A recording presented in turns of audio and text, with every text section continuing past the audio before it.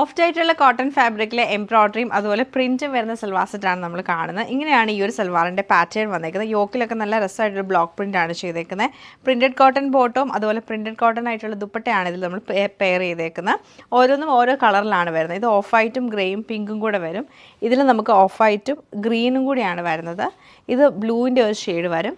Last നമ്മൾ കാണുന്ന നല്ലൊരു മസ്റ്റർഡ് യെല്ലോ ടോണാണ്. അങ്ങനെ 4 ഷെയ്ഡ്സിലാണ് ഇത് അവൈലബിൾ ആക്കിയിട്ടുള്ളത്. അപ്പോൾ 4ൻ്റെ കളക്ഷൻ നമുക്ക് ഓരോന്നായിട്ട് കണ്ടുപോകും. വാസറിൻ്റെ പാറ്റേൺ നമുക്ക് ഇങ്ങനെയാണ് വരുന്നത്. ഇതിൽ ഫുള്ളായിട്ട് നമുക്ക് പ്രിൻറ്റും അതുപോലെ എംബ്രോയ്ഡറി ആണ് വരുന്നത്. നല്ല രസമാണ് ഇതിൻ്റെ എംബ്രോയ്ഡറി കാണാൻ. നല്ല ചെറിയ ചെറിയ സ്വീക്വൻസ് വർക്കാണ് കൊടുത്തേക്കുന്നത്. ബാക്ക് സൈഡ് ഇതുപോലെ തന്നെ ഫുള്ളായിട്ടും പ്രിൻ്റ് ആയിട്ടായിരിക്കും വന്നേക്കുന്നത്. ഓഫ് വൈറ്റും പിങ്കും ഗ്രേയും കൂടെ മിക്സ് ചെയ്താണ് കളർ കോമ്പിനേഷൻ വരുന്നത്.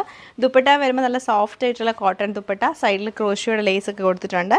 ഇങ്ങനെയാണ് ദുപ്പട്ട പാറ്റേൺ വന്നേക്കുന്നത്. ബോട്ടം നമുക്ക് പ്രിൻ്റഡ് ആയിട്ടുള്ള കോട്ടൺ ബോട്ടം ആണ് പെയർ ചെയ്തേക്കുന്നത്. ഈ ഒരു സെയിം പാറ്റേൺ തന്നെയാണ് ഇതിലും റിപ്പീറ്റ് ചെയ്തേക്കുന്നത്. കളറിലുള്ള ഡിഫറൻസേ ഉള്ളൂ. ഇതിൻ്റെ കളർ നമുക്ക് വരുമ്പോൾ ഓഫ് വൈറ്റും ഗ്രീനും കൂടെ മിക്സ് ചെയ്തിട്ടാണ് വന്നേക്കുന്നത്. ഇത് നമുക്ക് നല്ല രസമായിട്ടുള്ള ഓഫ് വൈറ്റും ബ്ലൂ കളർ കോമ്പിനേഷനിലാണ് വന്നേക്കുന്നത്. ഇത് നമുക്ക് സെയിം പാറ്റേൺ ഓഫ് വൈറ്റും യെല്ലോ കളർ കോമ്പിനേഷനിലാണ് വന്നേക്കുന്നത്.